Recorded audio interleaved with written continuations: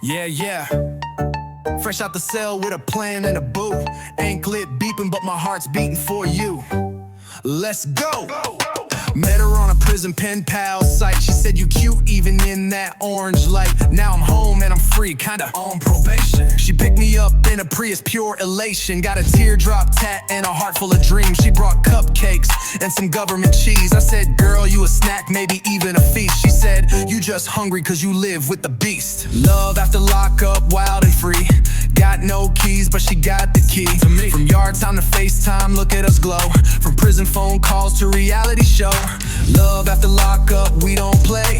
Tinder got nothing on JPay. I did my time, now I'm doing hers. Doing laundry and love, both in spurts.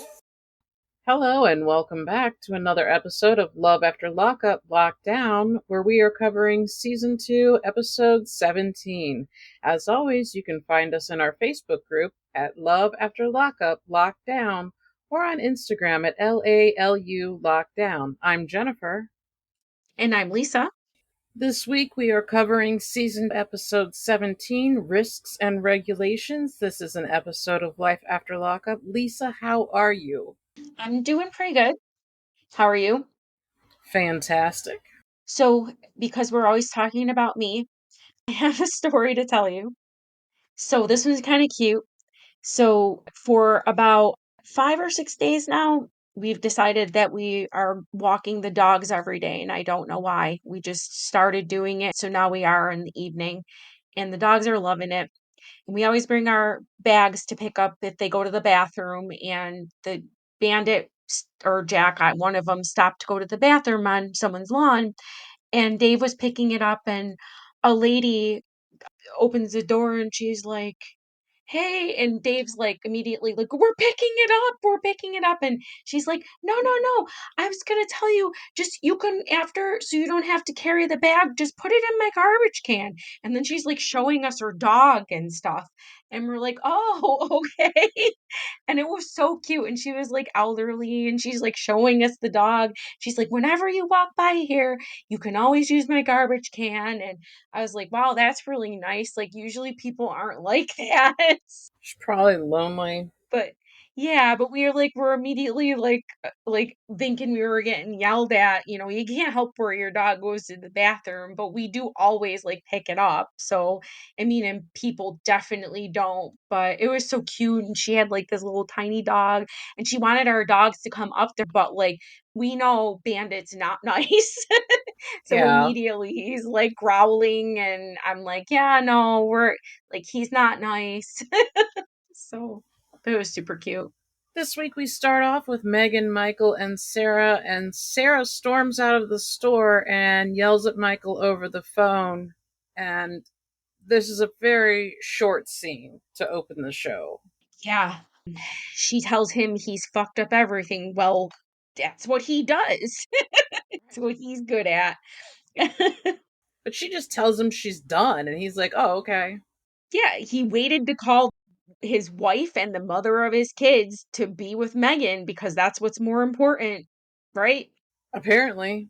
And that was the whole scene. Like, I'm not sure why they opened with that, but that was the entire scene. Yep.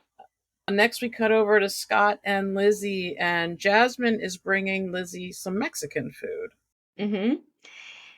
So Jasmine, again, we hear lives 4 hours from her, and so they don't see each other often. So why Jasmine has such a stake in who Lizzie dates and not being with Scott, I have no idea, because she lives 4 hours away and they're not seeing each other often. So why are you so involved in your mother's life when you're not even there? Remember Lizzie saying that her and Jasmine were inseparable? How are you inseparable if you live 4 hours away? And also, why did you move to the middle of nowhere? What drove you to live here? Or did you previously live here? Yeah, that's all I was thinking, is that she might have previously lived there. That's the only thing I can think of. They're making prison mac and cheese. We hear this a lot, where they actually have like a craving for the food that they made in prison from commissary. Like these prison recipes. A lot of them like this stuff and want it and like crave it. They probably got used to it. It's probably good. I guess it would be in comparison to what? Lizzie says she showed Jasmine such a horrible life as a mother. And from what she says, I think that's true. And she's telling Jasmine all about her date and saying that he just wasn't her type. And this is just not what happened, Lizzie. And I said, well, maybe it's because he didn't pay for her meal. Probably, yeah. She tells Jasmine that she almost called Scott, and Jasmine gets mad. But again, as we've been saying, she is they're both grown women. Yeah. She's trying to control her mother's life, but I'm like, why? Why do you care? She said Scott loves her for her, and I think Scott loves the idea of her more than anything. I don't think either of them love each other at all, honestly. Lizzie is thinking about visiting Scott in California. Yeah, and Jasmine just goes as though she has some kind of power to control what Lizzie does. What do you mean, no? Who do you think you are, little girl? Yeah. I don't want her to go see Scotty either, but it's not Jasmine's place to tell her that. No, absolutely not. She's just like, why can't I find the perfect life? I don't know if it's with Scott, especially not now that he's broke and that's not the life you're looking for, is to be a broke woman. And Jasmine threatens to cut off contact with Lizzie if she goes to see Scott. And of course, Lizzie's like, oh, I won't do that. So now you're a liar. Mm-hmm. Next up, Clint and Tracie. Clint drops Tracie off to go shopping before he went to work. Yeah. And all Clint can think about is his mom not wanting to meet Tracie. I feel like on one hand he understands it, but on the other hand he doesn't accept it. He would if Tracie would leave him alone. Yeah. I don't think he cares really. He's just worried about Tracie relapsing because mom doesn't want to meet her. He doesn't give a shit whether mom wants to meet her or not. Yeah. He doesn't care. Never expressed caring, only because Tracie cares. And Tracie's sad because she's not being accepted by Alice, blah, blah, blah. She says that it hurts that Alice doesn't want to meet her and that she doesn't have any real friends or family. But in a previous episode, she said that she did have family and that she wants to be a part of Alice's life too. But she did state that she had family. Yeah. Yeah. Weird. It Tracie also is saying that they have a bachelor pad, but she needs something with a woman's touch. And then there's like a random woman in a store that's like saying that she can be her friend today. What was going on here? So that was all Tracie. Like Tracie goes into a furniture store, sits down on the bed, and then starts telling this lady every detail about her life. And then the girl just reacted much better than I would have. Yeah, she's just like, oh, well, I could be your friend for today. Okay. This is all Tracie. Like I've never had anyone. I've never had anything. But it all like did she never have any? I don't know. She said she did. I mean, I don't know. She said she's having a lot of feelings because she doesn't have drugs to mask them. Well, that's what happens. That's why she needs therapy. She needs help. You need help. And nobody's expecting you to do it on your own, but you have to reach out for some help. You have to be willing to accept it. Yeah. So Clint is then talking to his father while they're preparing meat at work. And they're talking about mom and how she doesn't want to meet her and all this crap. We know what's going to come. Dad's going to talk Alice into it. His dad says that Tracie has to prove herself, which is fair. And Clint says, hey, she's earned my trust back. And I thought, well, that wasn't that hard. Like, what did she do to earn your trust back? Because we know, like, at this time, she's not being drug tested. She did nothing to earn his trust back. Showed up, existed. But She got out of jail. That's all. But this scene drives me crazy because first she's unloading her life story on the furniture person. Then she hops in an Uber and does the exact same thing. She starts unloading on the Uber driver. And I was like, none of these people care about you or your life. Like, what are you doing? And then on top of it all, the Uber pulls up to a bar Right. and then she's ordering a tequila and a Coke. So now we're unloading On the bartender. and she's not supposed to be using substances at all because she's an addict. You don't use any substances when you're an addict. She's also on her last day of parole. I mean, your last day, you are probably within hours of being off parole and you're sitting in a bar. You don't even need to be drunk, I would guess, to get in trouble. Probably just being inside the bar is enough to get you in trouble. Yeah. Next up, Andrea and Lamar, and he's worried about whether his most recent visit to jail put a strain on the relationship with the family. Yeah, it did. Yeah, but the baby's excited. He says that she's jumping up and down on the couch like little Tom Cruise. Priscilla's excited about everything, though. Yeah, she loves him. The older kids are not thrilled, though. Yeah, Tennyson, on the other hand, is short with him, and he says he's nervous about him coming back because Lamar made a lot of promises, and he says it's not too much to ask to just stay out of prison. Yeah. Lamar is telling Nyla that he missed her, and she tells Lamar that he looks tired. He asks if they want to go out and eat, and Nala's like, no, me and Mom, we spent all this time getting groceries, planning what to make, and he's like, yeah, I don't want to wait. Yeah, he wants to go and get some soul food. Wants to eat now. But he'd have to wait. They'd have to drive there, then they have to wait anyways. You gotta order, they gotta cook it. I feel like he just does what he wants to do for the most part anyway. hmm Nyla says that she expected more appreciation and thoughtfulness from him. And Priscilla just says, well, that was awkward. Next up, Brittany and Marcelino. Yeah, so they are going to a lawyer about Geo.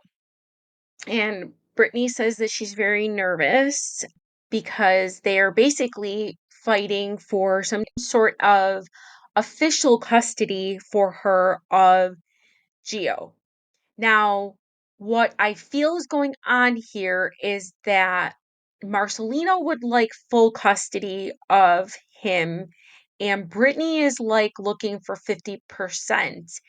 And the lawyer is basically explaining that because of Brittany's past, that's not a good thing to do because the judge is going to say, go look towards all of her past and then basically could lose it all instead of getting 50-50.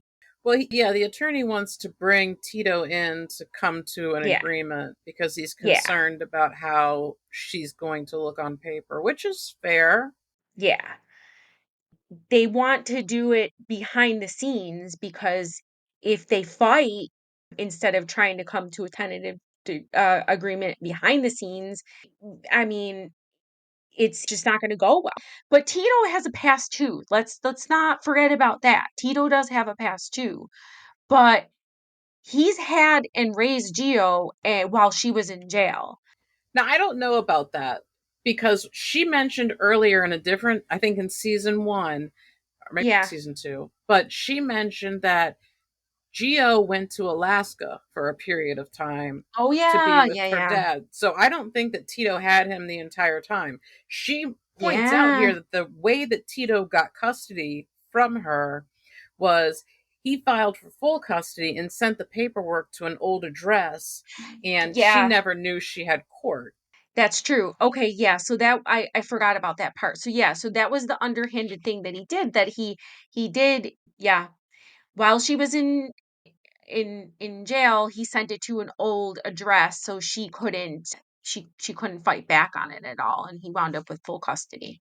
She So, said she broke up with Tito right before she went to jail, so I don't know if that was like a retaliatory thing to get custody of him. Marcelino is just, on this full custody thing and it's just basically it's never the lawyer's like no, it's just not going to go. It's like you could risk like losing all of the custody if you do that. Why would you push so hard considering they say they've had Geo since she's been out? So Tito has just let her take Geo. And I understand that you want to have legal rights in custody, but why would you push so hard and say, I want 100% custody? You have 100% of his time, even if you don't have 100% custody. And yes, it would be ideal to have 100% sole custody, but she is a felon and has spent a lot of time in prison and is a recovering addict. She has things going against her. Yeah. Well, so Marcelina said that he's been an inconsistent dad. So I feel like what's happening here, and they're not saying it in so many words, is that Brittany just kind of has Gio all the time and Tito's not taking him very often, but Tito still does have legal custody. So basically Marcelino wants something legal on paper, and Brittany's just like, hey, like we have him all the time. So like, why are we rocking the boat? This is what I feel like is happening. Right. Now, the attorney tells her that if she hangs around with other felons, she's just asking for Tito to bring that in front of the Mhm. judge. Do I think this is going to stop her? Not at all. But this is a thing. Like what she's doing is risking everything. She just had a baby. She just got Geo back and she's risking all of that. She's risking her relationship with Marcelino to hang out with her friends. And I get that she's lonely and doesn't have other friends, but what are the choices here? Like, you have to be there for your family. You brought those children into the world. Yeah, she there's options. She could FaceTime them, she could talk to them, but like, yeah, I mean, you got to find other people to hang out with. You can still stay Right. in contact with them, but you can't be caught with them. Yeah. She said the only real friends she has are through prison. That's unfortunate, but you have to make choices. You have to Mhm. prioritize. Next up, Scott and Lizzie. She's on her way to see Scott and says she can't believe she lied to Jasmine. I can. Lizzie needs to grow up, man. She's that it was too hasty to break up with him. I just think what's happening here is Lizzie is seeing that she can no longer manipulate men. She can no longer take men for money. She's no longer able to do what she did in prison. She can't catfish. And now she has to work and she's broke all the time.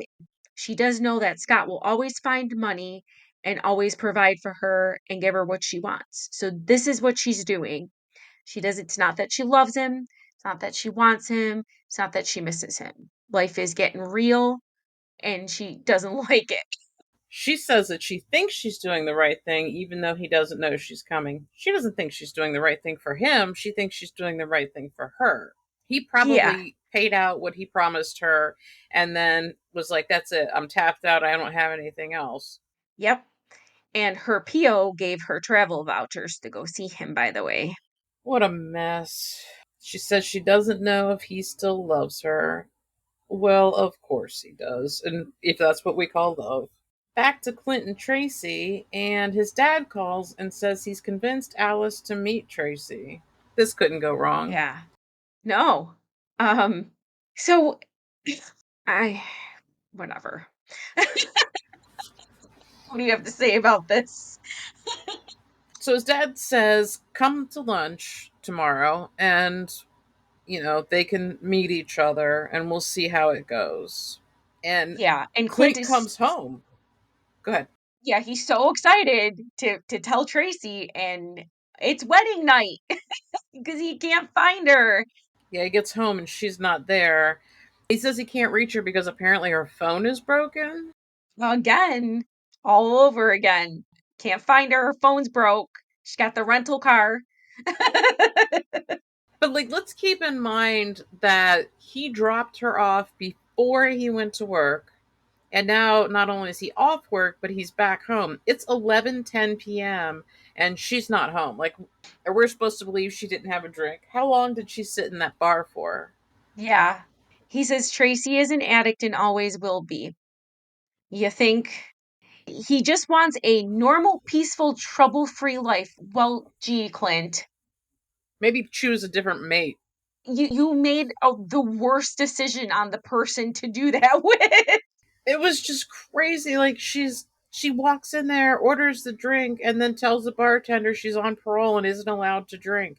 Then just releases her whole story. I feel bad for all of these people. Like, I was uncomfortable watching her do it on TV. She's just telling her whole damn life story to the bartender with her tequila and her Pepsi or whatever the hell, Coke. Clint is, of course, worried that she's locked up again. And then he says, again, if she's locked up, it's over. And we all know that that's not true. We're back to Megan, Michael, and Sarah. And Michael says they don't have to beef and asks her if she wants a divorce. And she says yes. I think that's the answer he was hoping for. Of course it was, but he also screams, I don't have no girl. Yeah, Megan isn't his girl. This man, he believes his own lies. He believes if he says things enough times, because he believes his own lies, that everyone else will believe them too. It's nuts. It's not. He's nuts. He's But nuts. it works. It's working for him. He believes that because so far it has worked for him. He can do whatever he wants, and he still has both of these women. Yeah, I guess that's true. I guess that's definitely true. He has no reason to believe that what he says won't fix it. He can just say whatever he wants, and that should fix the problem. That's just not the way that life works. It's crazy. But after their fight, Michael says, "There's no fixing this." Well, yeah. There is no fixing it. It will never be okay. And if they stay together, it's always going to be chaos. There is no fixing it. They, like you said, they could still be, and you believe that they still are together. It's not fixed. There is no fixing this. There's no fixing this. Not with that man. No. Next, we're back to Brittany and Marcelino, and he says he's a family man now, and it feels amazing. Yeah. And this is so cute. Gio says he loves his dada and his sister and his doggy.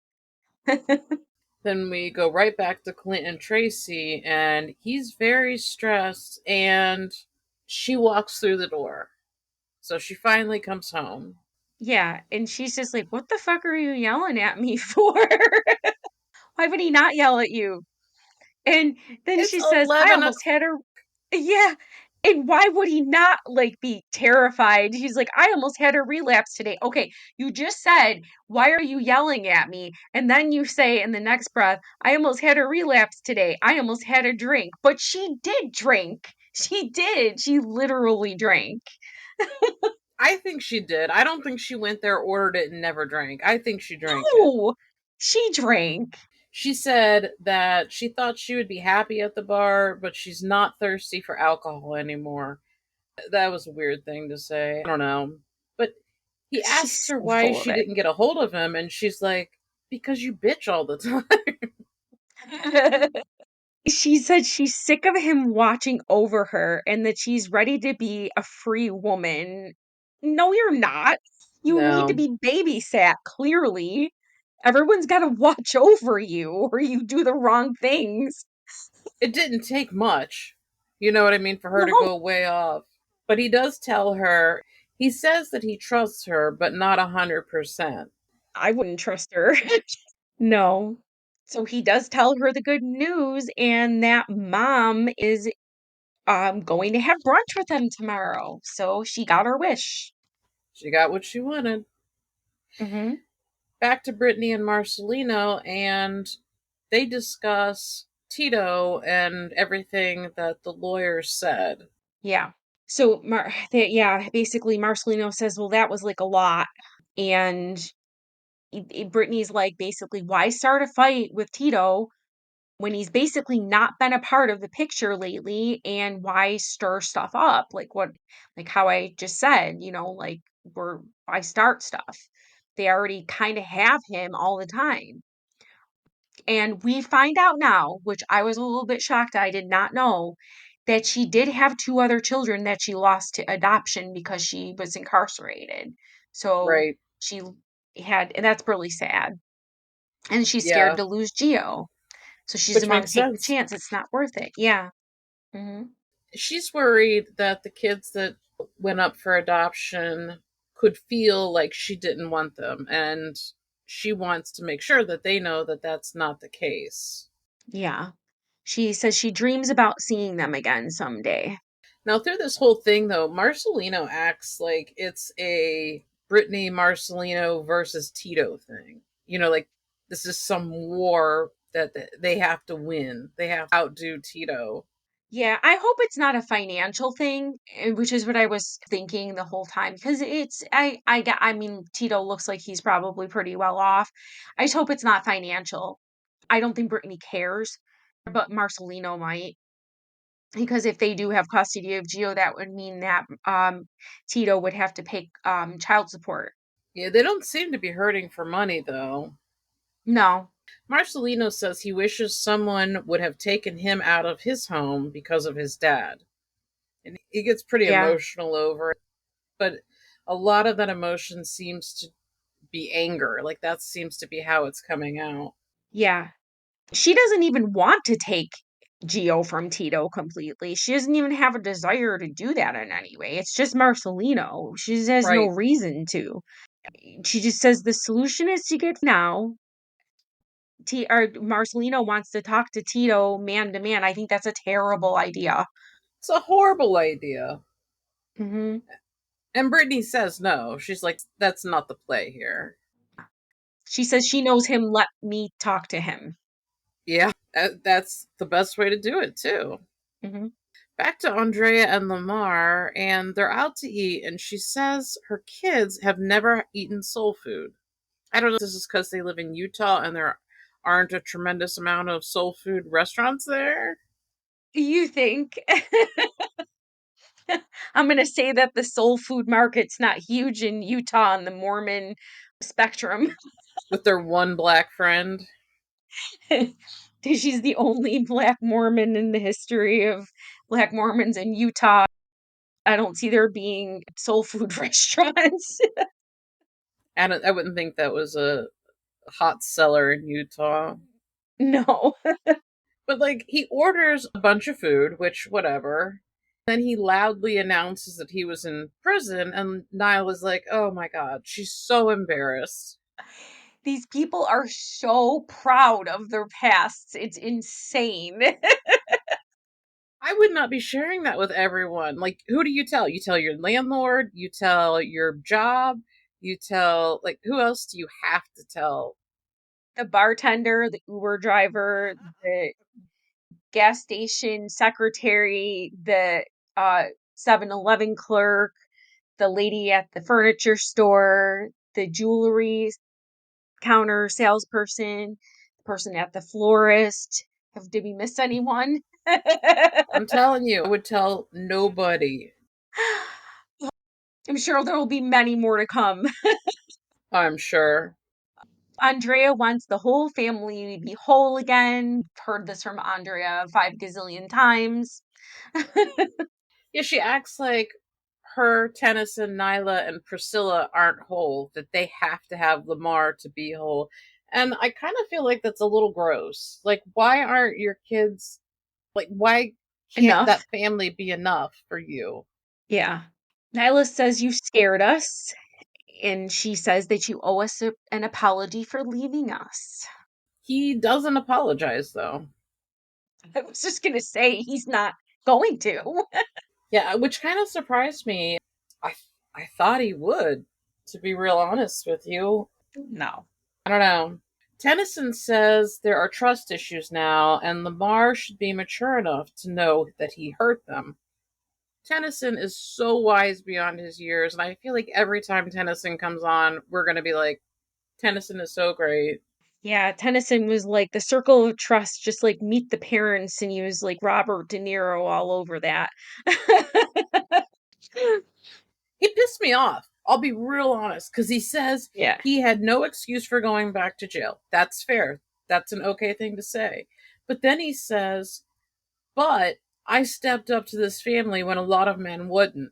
You do not call out what your achievements are. You don't pat yourself in the back. What are you talking about? I did this. Most people wouldn't do that. Okay. You also went to prison, and most people wouldn't do that. Yeah. Yeah, he took on a heavy role after being incarcerated for 18 years. Come on. So you're supposed to go out, get out of prison after 18 years and what, be a child again? What are you supposed to do? It's time to change your life after 18 years of prison and get back to reality. Take your time. You're old.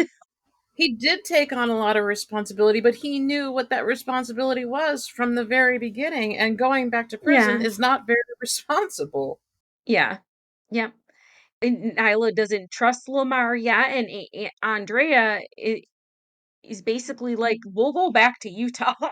Yeah, if you go back to jail, we're going back to Utah, Yeah. which is fair. That's a fair statement. There's no reason that they should hang around for another, because she's doing this all on her own. If she were back home, she would be with her friends at least and have their help. Next, we're back to Megan, Michael, and Sarah, and Michael is complaining to Day Day about Sarah. Yeah. So everyone's mad that he went with Megan instead of being with family. Not even just like being with Sarah, just family in general. Like he chose Megan over literally everyone, which is fucked up. Sort of, he chose Megan over everyone because he also slept with Sarah. So it's not like he was solely out for Megan and everybody else was nothing. Well, Michael says that he's had enough stress for the day and it's time for him to relieve some stress.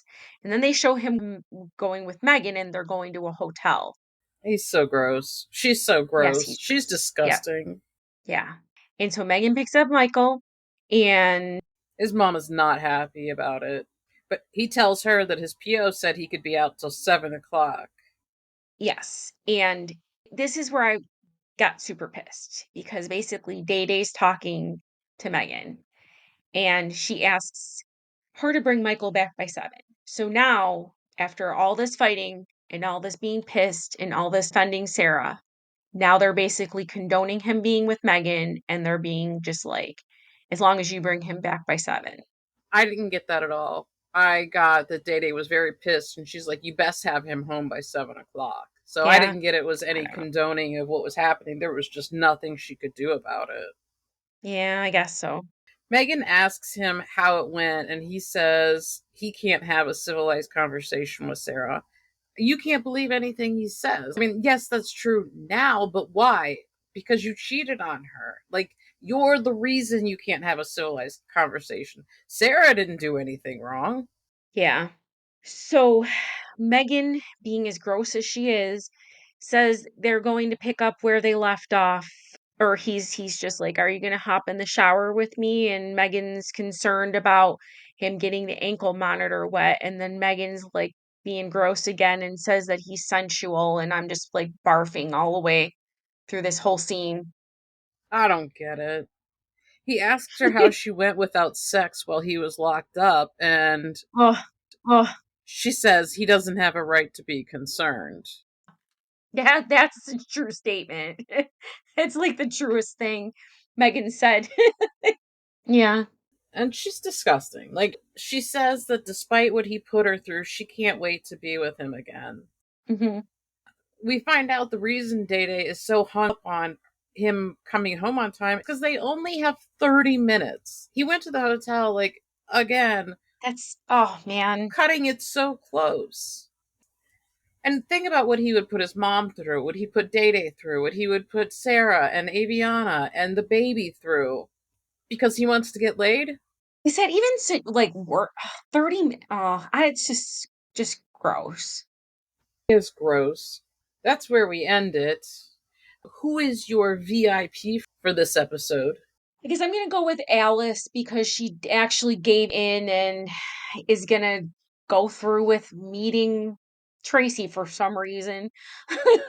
Yeah, I went with Alice too for the same thing. I just thought like it takes a big woman to try, and I don't think she's doing it like to hold on to Clint, like because she's weak.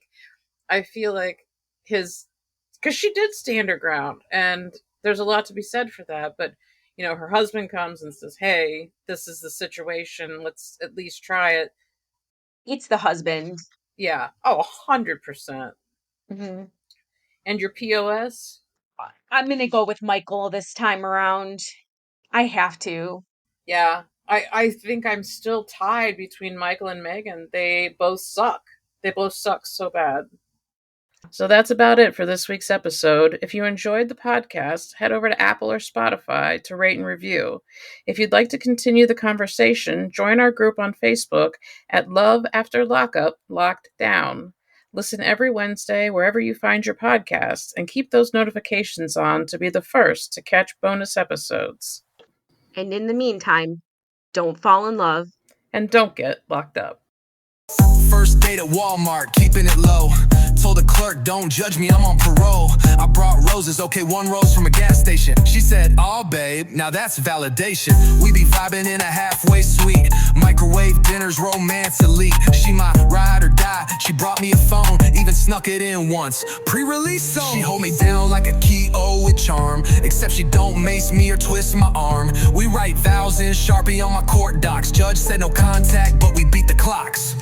Love after lockup, cuffed and proud. Matching jumpsuits, now we rockin' the crowd. She said, don't mess up, I said, bet. Now we're TikTok stars with no regrets. So here's the love and second chance thrill. From a concrete bed to Netflix and chill. They said, don't catch feelings, but I caught a case of butterflies, girl, not just in one place.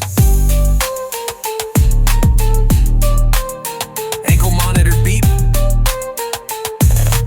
Oops, curfew gotta bounce.